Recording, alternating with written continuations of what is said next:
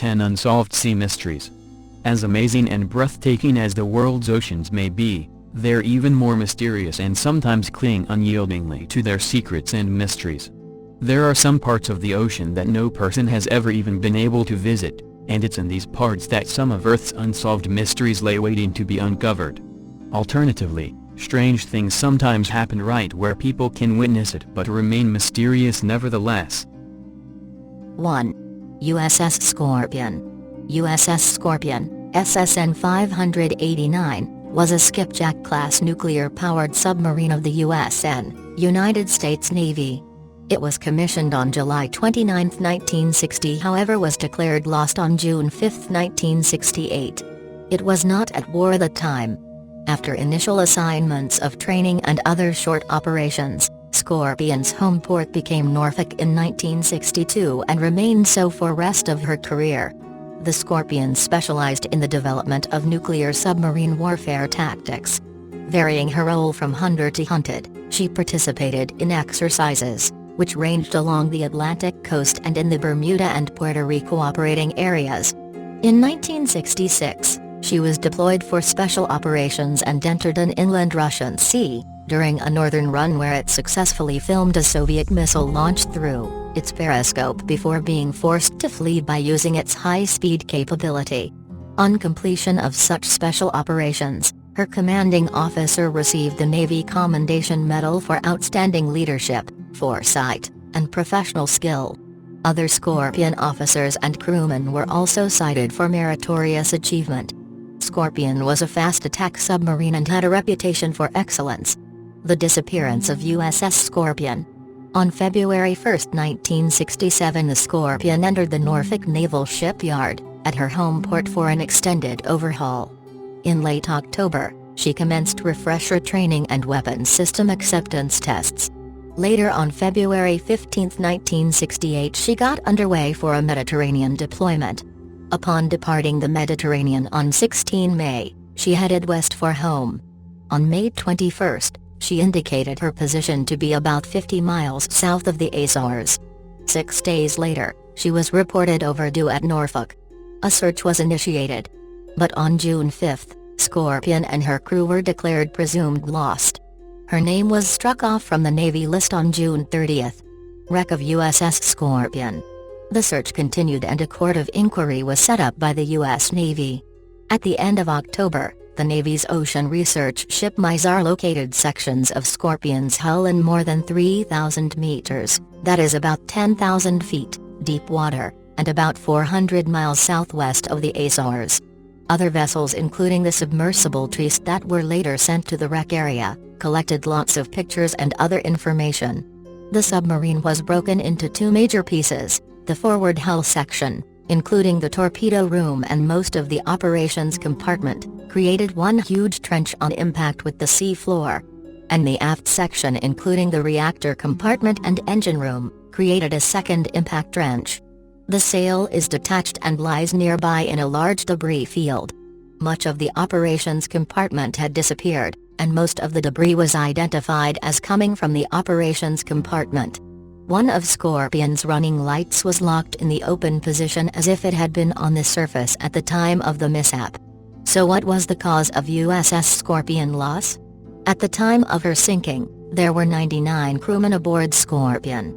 The submarine contained a treasure trove of highly sophisticated spy gear and spy manuals, 2 nuclear-tipped torpedoes, and a nuclear propulsion system.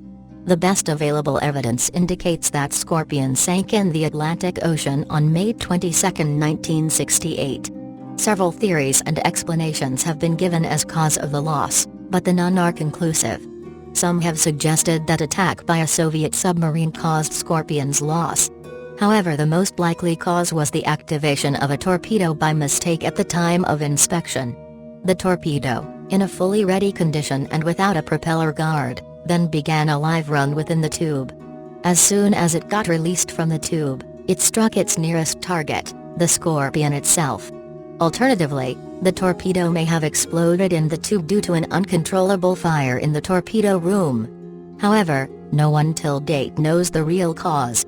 The Navy's Court of Inquiry did not reconvene after the 1969 investigation, and did not take testimony from a group of submarine designers, engineers and physicists who spent nearly a year evaluating the data gathered from the wreck of Scorpion. 2. Murder at sea. Clinging desperately to the wreckage of a small wooden boat, 4 sailors are mercilessly gunned down in the middle of the ocean, their blood staining the water red. Captured on video by their sadistic killers, the murders have sparked an enduring mystery on the high seas that spanned several countries, at least 2 continents and thousands of miles. With no bodies, no known victims and not even an accurate location, no government appears willing to take responsibility for the investigation. Despite dozens of witnesses, tentative inquiries have drawn a blank, other than to identify one of the trawlers as belonging to a Taiwanese company, which offered no usable leads. To add to the riddle, the footage was found on a mobile phone left in a taxi in Fiji, thousands of miles from the suspected crime scene, narrowed down to just somewhere in the Indian Ocean. But police in the Fijian capital, Suva, closed their investigation last summer, saying the shootings did not take place in their waters or involve any of their vessels. Under maritime laws, there is no requirement for sailors to report crimes nor any clear method for them to do so, which has hampered the investigation from the outset. Taiwanese fishing authorities have also been lackluster in their investigation, saying the 4 men were likely shot dead in self-defense after making a failed pirate attack. But maritime security experts said it is equally as probable that were fishermen in disputed waters, mutinied crew or cast-off stowaways or thieves. Klaus Lutte, a lawyer with the union, the International Organization of Masters, Mates and Pilots, told the New York Times, "Summary execution, vigilantism, overzealous defense, call it what you will. This boils down just the same to a case of murder at sea and a question of why it's allowed to happen."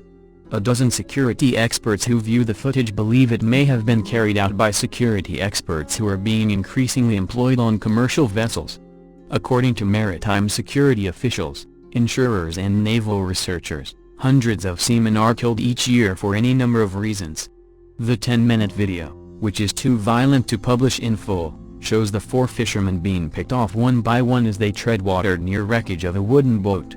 3 fishing boats appear in the water, including a Taiwanese tuna longliner, as a man aboard another ship films the shootings, believed to have taken sometime in 2012 or 2013.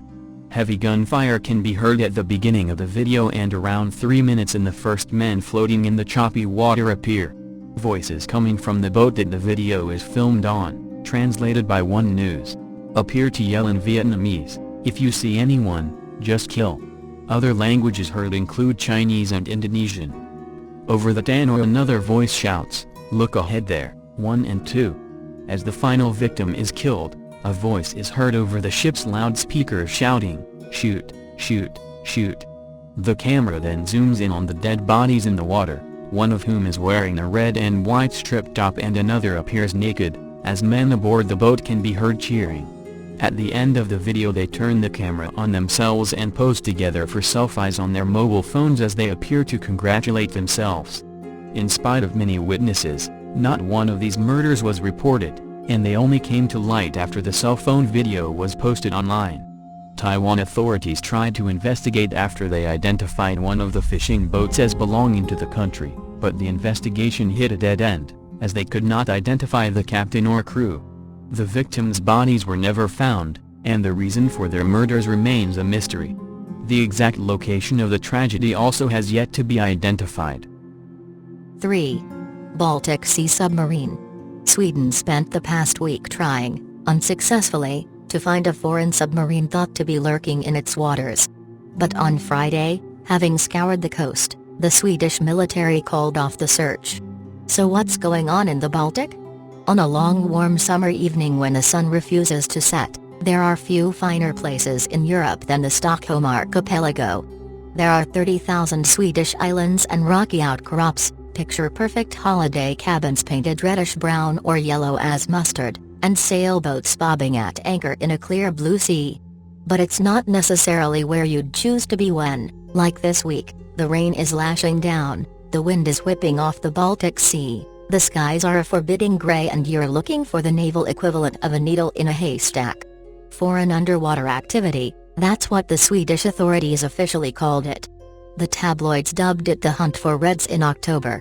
What it means is that they've been searching among the islands and skerries off Stockholm for a submarine that shouldn't be there, bringing back dormant memories of the Cold War.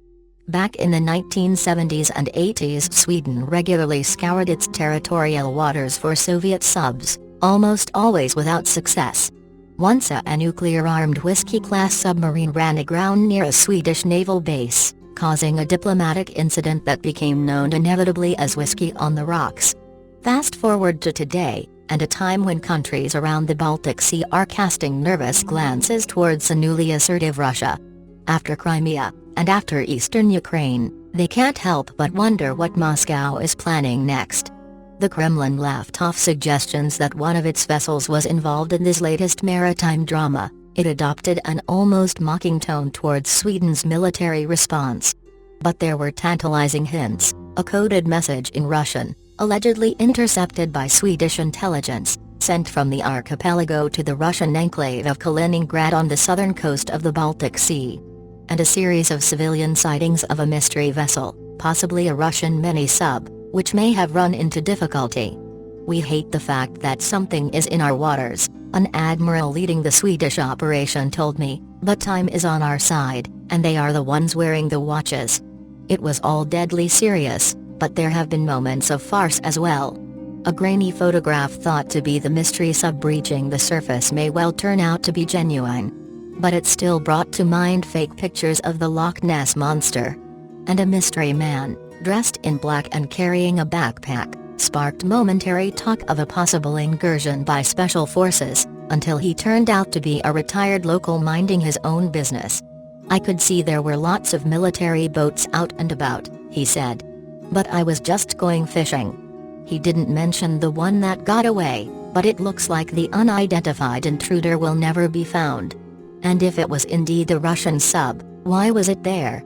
Swedish defense experts have several theories. It could have been mapping or training, it could of course have been spying. Or is it even possible that it set out to be noticed, just to send a message? "Here I am. Catch me if you can." If so, it would appear to be part of a pattern of Russia trying to probe the defenses of some of its near neighbors, both countries like Sweden which aren't in NATO, and countries like Estonia which are. Last month Sweden protested to Moscow after 2 Russian fighter jets entered its airspace. And across the Baltic in Estonia, an intelligence official working close to the border was abducted by Russian agents and taken to Moscow. This week a Russian surveillance aircraft took off from Kaliningrad and flew first toward Danish and then Swedish airspace. Finally it entered the airspace of Estonia, before being escorted away by NATO jets. All this activity is changing security calculations across the region. Sweden has already announced defense spending is going to go up, and Latvia's foreign minister said the Swedish sub-search could become a game changer. It didn't feel quite so threatening as I stood on the dockside in the port of Nynäshamn, watching a naval vessel heading out to sea. "The Russians are probably coming in and out all the time," said a passerby with a shrug. "We just don't get to hear about it." "Are Swedes nervous about all this?" I asked. "I've no idea," he said. "I've lived here for 35 years. But I'm Turkish." 4. Bermuda Island. The world around us is constantly changing. But we are perplexed at the idea that existed yesterday, on a map or geographical object can suddenly disappear. Meanwhile, this is not uncommon. And often appear out of nothingness and disappear back island. Until recently the island Bermuda was in the Gulf of Mexico, 200 kilometers off the northwest coast of the Yucatan Peninsula and 150 kilometers from the atoll Scorpio. Its exact geographical coordinates are 22 degrees 33 minutes north latitude, and 91 degrees 22 minutes west longitude. Anyway, it is here that the island of Bermuda depicted by cartographers since the 16th century. First, this island with an area of 80 square kilometers was opened by Portuguese navigators. On a Portuguese map of 1535, which is stored in the State Archive of Florence, Bermuda already there. It is the report of Alonso de Santa Cruz Madrid court from 1539 under the name Yucatan and the adjacent islands. There is a description of the island of Bermuda in the book Seville the sailor Alonso de Traves Mirror of Navigation from the year 1540. There is an island Bermuda and on the map of Sebastian Cabot, printed in 1544 in Antwerp. On her island Bermuda is depicted along with the island's triangle, arena, Negrillo, a Recife. It features a restaurant. The whole of the 17th and the greater part of the 18th century the image of Bermuda did not undergo any changes. Quite in accord with ancient maps of the Mexican cartographers placed the Bermuda at the address and in the 20th century. However, in 1997 there was an incident. The Spanish research vessel No trace of the island is not found. Moreover, the question of loss of island of Bermuda engaged in the National University of Mexico. In 2009 the island was sent another research ship. Alas! Scientists have been unable to find neither the island nor even a trace of him. Bermuda, of course, not the only island that suddenly went gone. A similar story happened with Sandy Island in the Coral Sea between New Caledonia and Australia. However, the island is sandy, representing an elongated sand spit. There was not on all maps. He was depicted in almost all ancient maps, and it was believed that it was first noticed and described by the famous Captain James Cook in 1774. Even after 100 years the island has seen from an English whaling ship. In 1908, with precise geographic coordinates, he was in report of the British Admiralty. Because the island was small and uninhabited, it is not enough to be interested in, but its shape properly wandered from map to map. While in 2012 the island Sandy went Australian marine geologists and oceanographers. And they were unpleasantly surprised by the fact that the island is not found. Instead of the island below the boat lay the deep sea with a depth of 1,400 meters. After that, the researchers wondered, could the island disappear without a trace or simply never existed? The fact that it did not exist a couple of decades ago, it became clear pretty quickly. In 1979, the sandy island was removed from their cards French hydrographers, and in 1985, the same was made by Australian scientists. So the island remained only on digital maps, which are traditionally correlated with the paper. The island itself disappeared. Or even could exist only in the imagination of those who watched. And off the coast of Japan, near Hiroshima, there was an island, Heibaro. For example, small but quite noticeable, 120 meters in length and almost 22 meters in height. On the island landed the fishermen. It was removed by tourists. The photographs of half a century ago can be considered two rocky peaks, one of which is covered with vegetation. However, 8 years ago from the island leaving only a pathetic rock almost all of it went underwater. If the cause of the disappearance of Sandy is not known, the reason for the disappearance of the island, Heibaro absolutely clear. It ate and made this tiny marine crustaceans isopods, which lay their eggs in cracks of rocks and year after year, tirelessly destroying the stone, which are composed of islands. The island of Heibaro melted and melted until it was just a small pile of stones. Marine crustaceans are not the only residents of the underwater world, which eat the islands. Many coral islets become victims of other inhabitants of the ocean. Starfish crown of thorns. Especially a lot of coral reefs and islets died off the coast of Australia, where these sea stars is firmly established. But it happens that the island no one eats and they do pop up and then sink again. It happened with one island in the Mediterranean Sea. After less than a month after a powerful earthquake off the coast of Sicily, in July of 1831 the Western Cape smoke and fire a tiny piece of land, which began to grow by leaps and bounds. In mid-August, he had already risen above sea level by 65 meters and had a circumference of more than 3 kilometers. Land on the baby immediately began an international hunt. The first landed on the island the British captain and hoisted the flag of their country. In honor of his admiral, the British named the island Graham Land. Then landed a Sicilian professor and named the island in honor of the King of the Two Sicilies by Ferdinandia. They were followed by the Frenchman, who hoisted the French flag and gave the island the name Julia, in honor of July. Soon the three names, he added another half a dozen. They began to argue who rightfully owns this land. But the controversy was in vain. By the end of that year, Graham, aka Ferdinandia, Julia, Hodem, Coral, Narita, the adorable Saka, took and went underwater. The top, which is so pleasing to the sight, turned into a sharp treacherous reef.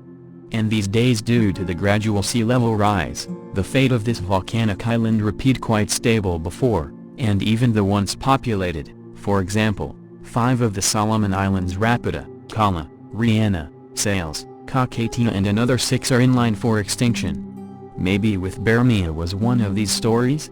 Bermuda could disappear the same way as Sandy. The first witnesses described the Bermuda as a flaming red and the island, so she could have a volcanic origin. And islands of this type are easily born, easily die. Usually their death is not delayed for centuries. The Bermuda could eat. However, research vessels are not found at the bottom of any trace of the island. No rock remains, no ruined stones, nothing at all. Only the bottom of the sea. Bermuda neither disappeared nor lost. Researchers quite seriously say that it had never existed. The same thing, as you know, talking about the island of Sandy. Is there however reasons to think so? Yes, there is. At the end of the 18th century, this thought came cartographer of New Spain to the north of the island Orina not depicted nothing more. The researcher Ciriaco Ceballos, conducting cartographic surveys, have not found Burma or not Grillo. The errors of the previous mappers, he explained simply, water in the Gulf and turbulent because of the many reefs swimming, especially on the boats of the 16th century, was very dangerous. It is not surprising that the sailors tried to keep the deep waters and in no hurry to explore the island. And in the testimony and the observations of so easy to get wrong. But after the announcement of Mexico's independence, this view was swept away and forgotten. For mapping of the Gulf began to use the cards where Bermuda was depicted. And the presence or absence of islands and nobody has never been tested. However, besides the obvious explanation there is a whole conspiracy. Its essence is that if Bermuda is one of the sample points, which builds up sea border between Mexico and the United States. In this version, the Americans, of course, profitable to know Burma did not exist, because then oil and gas fields in the Gulf of Mexico depart not Mexico, and the United States. And supposedly the Americans took the island, which should not exist is very simple, they blew it up. And did it not even yesterday, and in the 70s of the last century, when images from space began to show in place of Burma's solid water surface. 5. Gulf of Alaska whale deaths. 30 large whales have recently washed ashore on Alaskan coasts, prompting a federal agency to declare an unusual mortality event, and mount an official investigation into the mystery of what could be killing so many marine mammals. A deaf whale is a dead whale. U.S. Navy sonars could be cause of strandings. Scientists from the National Oceanic and Atmospheric Administration, NOAA, are very concerned about how many whales are stranding near and on Alaskan beaches, the agency's Dr. Terry Rolls said in a statement. While we do not yet know the cause of these strandings, our investigations will give us important information on the health of whales and the ecosystems where they live, she said, asking for help from the public to report dead or distressed animals. Since the beginning of May, 11 fin whales, 14 humpbacks, 1 gray whale and 4 unidentified cetaceans have stranded on islands of the western Gulf of Alaska and along the peninsula's southern shore. Most died in the Kodiak archipelago. Our leading theory at this point is that the harmful algal bloom has contributed to the deaths, NOAA spokesperson Julie Spiegel told The Guardian. But we have no conclusive evidence. The bottom line is we don't know what's causing these deaths. The 30 deaths amount to almost 3 times the historical average, according to NOAA. There may be more unreported animals. Most of the carcasses have been spotted floating and beyond retrieval, and others have been scavenged by bears or decomposed past the point of recognition. Scientists have only been able to test 1 whale sample so far, according to NOAA. 6 large whales have also stranded in the waters of British Columbia, Canada, a fin whale struck by a ship, a sperm whale and 4 humpbacks. Canadian authorities have managed to take samples from 2. In May, Marine mammal specialist Kate Wynn told the University of Alaska Fairbanks that 9 of the fin whale deaths were particularly puzzling, since the carcasses were found floating in a relatively small area around Kodiak Island. Why just fin whales? Why not their prey? Why are there not other consumers showing up in mass die-off mode? They appear to have all died around the same time, Wynn said. And the strange thing is they are all one species, with the exception of one dead humpback whale found in a different location. Why just fin whales? Why not their prey? Why are there not other consumers in the system showing up in mass die-off mode? Both endangered species, fin whales and humpbacks, are baleen whales that strain seawater through filter-like plates in order to capture tons of zooplankton, krill and small fish. Fin whales grow to 75 feet and live up to 80 years, mostly in pods of 2 to 7, and migrate around the world's oceans. Humpbacks also migrate, grow up to 50 feet, and are famous for their soaring breaches and complex songs. Wynn suggested that the 9 fin whales may have consumed something toxic. Agency researchers will partner with scientists from other organizations and Canada to investigate the deaths, Spiegel said. The investigation could take months or years, and could prove inconclusive. No cause has been determined in 32 of 61 documented unusual die-offs since 1991. Of the 29 for which causes were found, culprits included infections, biotoxins, human interactions and malnutrition, all signs of complex changes in the ecosystem. Biotoxins will be of particular interest to investigators because mass deaths linked to the poisons of harmful algal blooms have increased since 1996, and because this August NOAA recorded a toxic algal bloom of unprecedented size, stretching from the Gulf of Alaska to the coast of Mexico. Dr. Rolls told Kodiak Public Radio that tests for biotoxins including domoic acid, which is produced by warm water algae, have been inconclusive. She said the team needed more samples to start ruling out biotoxins and other culprits, but that retrieving them was proving difficult. Trying to investigate large whale mortality events provides a lot of logistical complications, including getting access to good samples, getting access safely to carcasses, and even finding a place for carcasses to be towed and examined, she said. Wynn said researchers were collecting water samples to search for harmful algae and possible changes in water temperature. So far there is no smoking gun in this environmental mystery, she said. Researchers have also reported that at least one species of seabird, the common murre, suffered a die-off in early June, in unusual numbers and with many appearing weak along Alaskan shorelines. The scientists cautioned that they did not know whether the bird deaths were related to the deaths of the whales. 6. Gulf of Mexico shipwreck. Those who believe in ghosts might conclude that those aboard the shipwreck, at the bottom of the Gulf of Mexico, do not want to be disturbed. For nearly 2 centuries, the ship has lain under a half-mile of water, forgotten until ExxonMobil, by infinitesimal chance, bisected it with an oil pipeline 2 years ago. Marine archaeologists at Texas A&M University saw it as an opportunity to use undersea technology to uncover maritime history. With robotic submarines able to dive thousands of feet, the treasures of shipwrecks are now well within reach. The Gulf of Mexico wreck, a 65-foot-long wood sailing ship that appears to date from the early 1800s, would be the first one explored by archaeologists in deep waters off the United States coast. Last year, the Navy contributed its nuclear research submarine to the effort.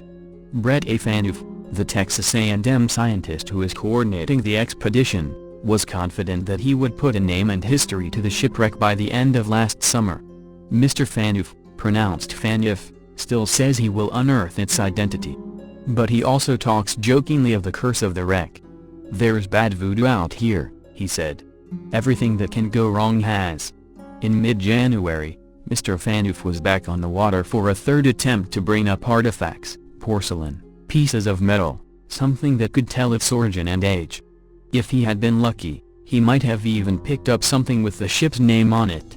On this trip, Deep Marine Technology Incorporated of Houston, which carries out underwater work for oil companies, offered the use of its ship, equipment and crew. The ship, the Ryland E, arrived at the site 30 miles from the mouth of the Mississippi late on January 14. The crew immediately began preparing the robotic submarine for the first dive. "I'm getting stoked," Mr. Phaneuf said. At 11:52 p.m., the sub splashed into the water. Not much bigger than a riding lawnmower, the sub remains attached to the ship by essentially a very long extension cord, a 5,000-foot electricity-carrying cable. When it approaches the bottom, the craft disengages from a docking station at the end of the cable and flies around on a leash up to 300 feet long.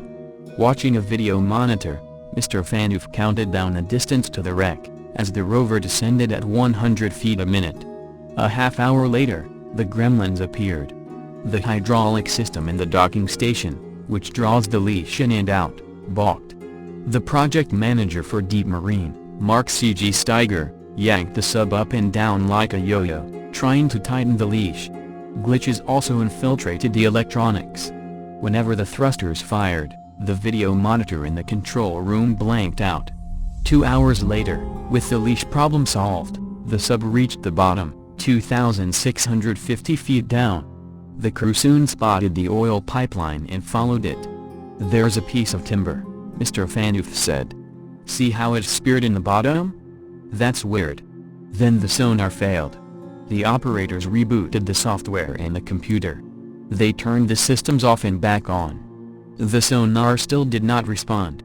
Because the ship was in view, the crew decided to proceed anyway, even though the camera's zoom and focus had also stopped working. "You are not going to put this on the news, are you?" Mr. Steiger asked. "My name is Barney Rubble." He pointed at the man next to him, adding, "And his name is Fred Flintstone." The operators tried to peel a copper sheet off the hull using the robot arm. The copper is the most intriguing clue about the ship. In the late 1700s, the British Navy began sheathing the hulls of its warships with copper plates to repel wood-eating creatures. The costly practice spread to commercial vessels and disappeared in the mid-1800s, as builders shifted to less expensive copper alloys. Because irregular holes in the sheets indicated they were hand-nailed, the researchers said they thought that the ship was built around 1810. That raises the possibility that it may have sunk in the Battle of New Orleans in the War of 1812. Somewhere on the copper sheet is probably a mark of the coppersmith who hammered it. But as the sub backed away, the sheet ripped, leaving just a small scrap snared in the claw. Mr. Steiger asked for the ship to move 100 feet on a heading of 310 degrees, roughly to the northwest, to put the sub more directly over the site. The captain, however, heard 110 degrees, almost the opposite direction, yanking the sub away. With the sonar broken, the people in the control room gave up and pulled the rover up. It was close to 4 a.m., the curse of the wreck continues, Mr. Phaneuf said. In July, when the NR-1, the Navy's 145-foot research submarine, and its support ship, the Carolyn Chauvist, worked at the site, the researchers launched an identical robot sub off the deck. As soon as it entered the water, the rover veered right, out of control. The tether caught in the propellers, whipping the rover against the underside of the ship. All anyone ever saw of the rover again were pieces of foam that floated to the surface.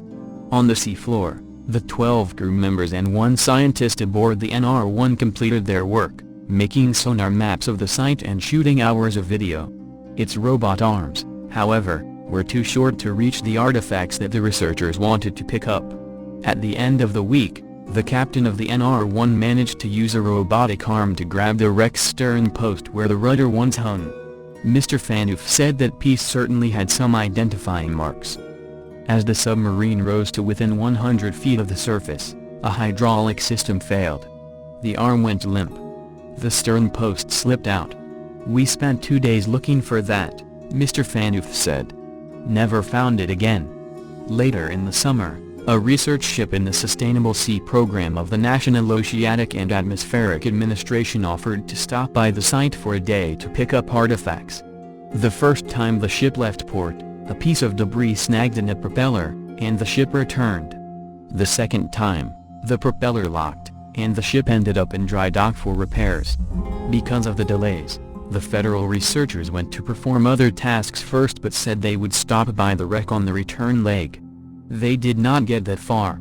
They break a prop shaft, Mr. Phaneuf said. It goes out the back of the boat, floods the engine room, almost sinks the ship. And they had to call in a mayday. That brings us up to date. On the Ryland T, technicians worked through January 15 to repair the rover. Seawater had leaked into the hydraulic and electronic systems, squeezed in by the water pressure of 1,200 pounds a square inch. At 11:45 a.m., the rover was back in the water, this time carrying a box to collect artifacts. In 45 minutes, it was at the wreck site again and set the collection box on the seafloor. "Everybody ready?" Mr. Steiger asked. He stepped out to go to the bathroom and get another cup of coffee. When he returned, the sub had blacked out, dead. When it was dragged back aboard, the technicians finally located the leak in the electronic system. A ragged shred of insulating wrapper hung limply. The 1,500-volt cable had vaporized. About all they have from their explorations this year is the copper scrap, 11 by 6 inches, brought up on the first dive. "There's nothing on it," Mr. Phaneuf said. "No good." Despite the hours of video and carefully constructed sonar maps, the only fact that the researchers learned conclusively in the last year was that the ship had 2 masts, knowledge deduced from parts of the rigging on the seafloor. The second half of the expedition proved less cursed. Technicians repaired the remote-controlled submarine again, replacing the cable and fuses as the Ryland T sailed to a second shipwreck, one that had not been examined. All anyone knew was its location, its depth and the one sonar image that discovered it. The researchers sent the rover down twice. Because that wreck was in shallower water, 1,300 feet, a sub big enough for one crew member also went down for a look. The subs worked in tandem, flawlessly examining the well-preserved wreck, nearly 200 feet long. "You could see the ribs on both sides," said Mitch Seil, the sub-pilot. Curiously, there were no signs of cargo. Mr. Phaneuf phoned Dr. Jack B. I. Ryan, a marine archaeologist with the Federal Minerals Management Service, to describe what they had seen. Days after that phone call, Dr. I. Ryan found a report of the sinking of the Western Empire, carrying a load of lumber, on September 18, 1876, in that vicinity while en route from Liverpool, England, to New Orleans. The cause of the sinking is listed only as the ship sprang a leak which could not be stopped. As for the Voodoo wreck, Mr. Phaneuf said he would be back. "We're due to have some good luck," he said. 7. SS Edmund Fitzgerald. The vicious, swirling storm that battered the Great Lakes region in late October inspired talk of a similar gale that brought about one of the great mysteries of the 20th century. The mighty ore carrier Edmund Fitzgerald, one of the largest ships on America's inland seas, seemed invincible in its bulk and mass, but it was no match for a howling Lake Superior gale on November 10, 1975. A day earlier, the 729-foot behemoth, operated by mineral company Oglebay Norton, had chugged away from port in Superior, Wisconsin, on a course that would take it across the length of Lake Superior, through the Sioux Locks and down Lake Huron to Detroit, Michigan, a journey that should have taken about 48 hours.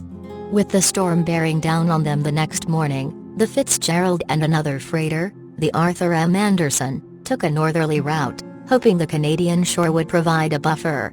Icy rain was driven sideways by hurricane-force wind and monstrous 25-foot waves crashed over the main deck, which rode less than 12 feet above the waterline.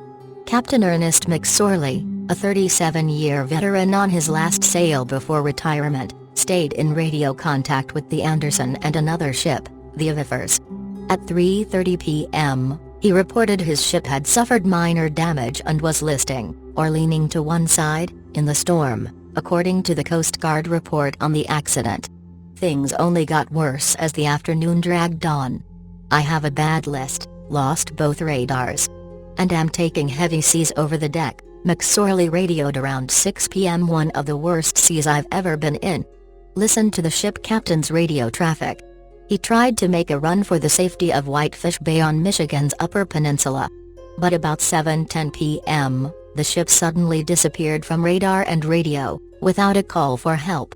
The Arthur M. Anderson made it to Whitefish Bay, But Captain Bernie Cooper and his crew agreed to go back out into the maelstrom to search for survivors, as did the William Clay Ford.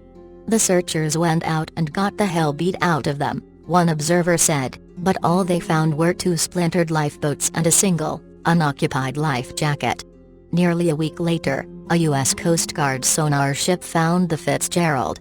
It had been wrestled to the ice-cold lake bed 530 feet below, its steel hull ripped into pieces, its 26,000 tons of taconite pellets spilled, McSorley and his 28 crewmen entombed forever. Not one body was ever recovered, and no one knows exactly what caused the mighty Fitz to founder. The mystery grew into legend over the years, helped along by a National Geographic special and a haunting popular song by Canadian folk singer Gordon Lightfoot. The wreck shook Great Lakes shipping to its carlings. To this day, 35 years later, freighters won't get underway on Lake Superior if there's a storm in the forecast, said Laura Jacobs, archivist for the Lake Superior Maritime Collection at the University of Wisconsin-Superior. They became much more cautious, she said. When they put out a weather report now, ships don't move. The Superior Harbor was stuffed before and during last month's storm, in which a buoy recorded 19-foot waves on the lake. Lake Superior's water is so cold year-round that people who fall off boats and ships often die before rescuers can reach them, even in midsummer, Jacobs said, so storms are not to be trifled with. Navigation on the lakes is a real different animal, she said. We have captains that come up from the oceans and say they would rather be on the Atlantic than deal with the storms here. They're talking about storms in the North Atlantic, and ours up here are worse. With more caution, better weather forecasting and modern navigational aids such as GPS, the Great Lakes have not seen another disaster like the wreck of the mighty Fitz. The Fitzgerald's remains lie in Canadian waters. Canadian law regards the wreck as a grave site and prohibits pleasure dives to it, and scientific dives require a legitimate forensic purpose and permission from the families, said Tom Farnquist, executive director of the Great Lakes Shipwreck Historical Society. So, the mystery lives on. I don't think we'll ever have a definitive answer, said Tim McCall, who maintains an authoritative website dedicated to the disaster. But the story of the Edmund Fitzgerald isn't a story about a ship, it's a story about a bunch of hardworking men, 20 to 63 years old, and their families, McCall said. These were 29 men, he said. This wasn't just a ship that sank. These were brothers and they were fathers and they were sons. The Edmund Fitzgerald sank 10 years before McCall was born. But a middle school history project sparked a fascination with the accident and the men who perished in it, and the project grew into a never-expanding website. Visit McCall's Edmund Fitzgerald archive. Pam Johnson, the daughter of ship's cook Robert Rafferty, who is specifically mentioned in Lightfoot's song, contacted McCall when he was about 16 to thank him for the accuracy and sensitivity of the site, McCall said. Thus began a trusting relationship between a man born after the disaster and the families of many of the men who died in it. It's been really important to me, just hearing their stories, said McCall, now a doctoral candidate in psychology at Purdue University in Indiana. McCall will not be able to attend Wednesday's 7 p.m. ET memorial service at the Great Lakes Shipwreck Museum at Whitefish Point. But he did attend one several years ago at the Mariners Church in Detroit, where he was counted among the families. It was an honor for me to be able to sit up front with them, McCall said. The centerpiece of the memorial service is the Fitzgerald's 200-pound brass bell, which was recovered in 1995 by a team led by Farnquist. It was replaced with a replica bearing the names of the dead. So you've got a grave marker there now, Farnquist said. And the original bell, which is the soul of the ship and the voice of the men, was brought up and it gets tolled every year in the museum gallery for those that want to come and families that want to be close. See all the men's names, jobs and hometowns. The bell is rung once for each man lost. As many as 10 family members are expected this year to step forward and sound the bell, Farnquist said. We help bring closure, or as much closure as you can, to people who couldn't recover their loved ones, sons, fathers, husbands, grandfathers and so on, who are still lying on that ship for eternity. 8. The Peytonla. A message in a bottle washed up on a remote West Australian beach has shed new light on one of the nation's most intriguing maritime mysteries, writes Robert Wainwright. The steel-hulled yacht was surging across the Great Australian Bight under clear skies, and a full moon with a good wind and a huge swell right up the bum, penned Michael Calvine in a letter to his twin sister, Sue.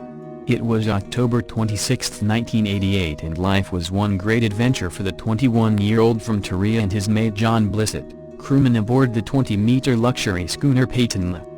They had been 10 days at sea, sailing out of Fremantle bound for the Whitsundays. Next port of call was Port Lincoln, where Mr. Calvin would post his letter, before a series of stops on the way to Airlie Beach, where the pair had been promised use of the boat for a charter business. There was even time for Christmas back home before launching their future, he wrote. Myself and John will then drive, fly our bus back to Taree for Chrissy, maybe 2 weeks, then make our way back to start up a charter business on board. And then, an intriguing postscript, we have just made a message in a bottle for a free holiday on board the Peytonla. But his sister never saw her brother again. He vanished, along with Mr. Blissett and a Perth couple, Ken and Noreen Jones, who were also on board when the boat disappeared without trace off Cindy a few weeks after the letter was posted. What happened remains a mystery. Now, one of the most critical questions, whether there was foul play on board, has been answered by the discovery on New Year's Eve of the message in the bottle tossed overboard by Mr. Blissett on that beautiful, carefree night. Cheryl Weidman, her husband, Gary, and her brother Doug had driven to the beach near Eucla on the West Australian-South Australian border for a swim, before indulging in their passion for beachcombing. Ms. Weidman headed one way and the men the other. The beach is so remote that it has no name, and the only sound above the ocean is an occasional crayfish boat. There is no sign of human activity, so Ms. Weidman was taken aback when she found a Bacardi bottle half buried upside down in the sand. Inside she could see a note, the writing clearly visible. Rather than opening it on the beach, she took the bottle back to their campsite, where the three judged it, because of its good condition, to be a couple of years old. It was only after returning home to the town of Esperance, 9 hours away by car, that they carefully removed the note. Written in pale blue-green ink, it read, "Hi there. Out here in the lonely Southern Ocean, and thought we would give away a free holiday in the Whitsunday Islands in North Queensland, Australia. Our ship is travelling from Fremantle, Western Aust, to Queensland to work as a charter vessel." The note invited the finder to call one of a pair of phone numbers for John and Mick to claim the prize, and gave the yacht's position just off Eucla.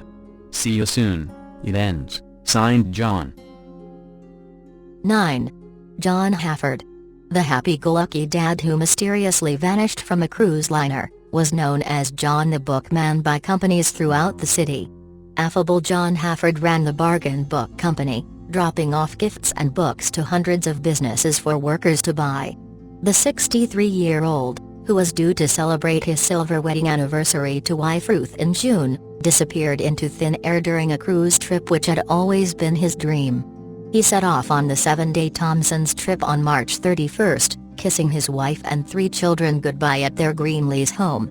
He'd always wanted to go on a cruise. It was something he wanted to do before he got too old, said 45-year-old Ruth, who works as a medical secretary at Watling Vale Surgery. He'd been getting a bit of arthritis in his hips, so he decided now was the time. He's a sociable man who makes friends easily, and we were only too happy for him to do this alone. On April 6, the night before John was due to dock and fly home, he texted Ruth from the ship to tell her his flight details. "I was preparing to meet him from the airport the next day when Thomson's rang me. They said John had vanished. I couldn't take it in, it was almost surreal," she said. Thomson's records show he was last seen on board the Thomson Spirit at 11:45 p.m. on April 6, drinking cocktails in the bar when the ship was approaching its final port. But by 7 a.m. the following morning, when other passengers were disembarking at Sharm el-Sheikh, there was no trace of him. The case has been investigated by the Foreign Office in Egypt and police. This week, as the 4-week anniversary approached, Ruth agreed to make a last-ditch plea to the public. If anyone has seen him or knows what happened that night, it would be so helpful. Not knowing is terrible, and it is getting worse and worse by the day. Tragically, Ruth admits she fears the worst. "I think he's gone overboard," she said. "At first I was full of hope, but as time goes on I can think of no other reason for his disappearance. He was happy, certainly not depressed, enjoying his cruise and meeting people, but looking forward to getting home again to be with me and the children. I can only assume there was a freak accident and he somehow slipped into the sea." Thompson, who have so far not commented on the case, broke their silence to tell the Citizen it would have been virtually impossible for 5 feet 6 inches tall John to stumble overboard. The rails would have been chest height on him. "They are designed to prevent people from accidentally falling or stumbling into the sea," said a spokesman. Meanwhile, John's 2 youngest children, 18-year-old Sophie and Connor, 16, are both about to take their exams at Stantonbury campus. The eldest child, Lucy, is a shop assistant. "It's terrible for the children. We are trying to cope together and not to give up hope, but it is so difficult," said Ruth. 10. Aegean Sea ruins. Hot on the heels of the discovery of a pottery workshop in the ancient city of Pompeii, archaeologists have found the remains of another one at the bottom of the Aegean Sea. The workshop was part of an ancient Greek settlement on the island of Delos. The announcement of the discovery was made by the Greek Ministry of Culture, who are dubbing it the underwater Pompeii. The settlement lays at a depth of about 6 feet, off the northeastern coast of Delos. It is strange how close the ruins are to the coast, as discoveries like this are usually made close to ports. The discovery was made by the National Hellenic Research Foundation and the Effort of Undersea Archaeology. The workshop was found along with several other buildings. Ruins of buildings were not the only things found at the site. The archaeologists found 16 terracotta pots and the remains of a kiln buried under sediment on the seafloor. The pottery workshop is similar to the one found in Pompeii recently, according to the ministry. The archaeologists went on to find an interesting array of large rocks lined up in front of the workshops. According to the researchers, they were part of the waterfront of the settlement. It is believed that the settlement was important for commercial activities and crafting, but it remains a mystery how and why it collapsed into the sea. Other buildings found at the site include several unidentified structures, such as the remains of walls stretching along the coastline. This adds more mystery to an already mysterious site. Delos is in the center of the Cyclades archipelago, near the island of Mykonos. It flourished as an important trade and cultural center from the 8th to the 1st century BCE. According to Greek mythology, the sun god Apollo was born there, leading to the religion of Apollo being founded on the island. It was the Romans that converted Delos from a religious center into a free port in 166 BCE, so it could compete with Rhodes. It soon became the center of the Aegean slave trade, trading up to 10,000 slaves a day. The thriving times would soon come to an end, however, as the island was attacked by Mithridates VI of Pontus in 88 BCE, who killed about 20,000 resident Romans. Another attack was made on the island some 20 years later by pirates. These attacks contributed to the decline of Delos, which was soon replaced by Puteoli as the chief slave trader in the region. Because Delos did not have any native heritage, it quickly became uninhabited. Delos has an interesting history, and the Greek archaeological societies hope to find more information from the underwater settlement which might shed more light on the role of the island during the Roman era.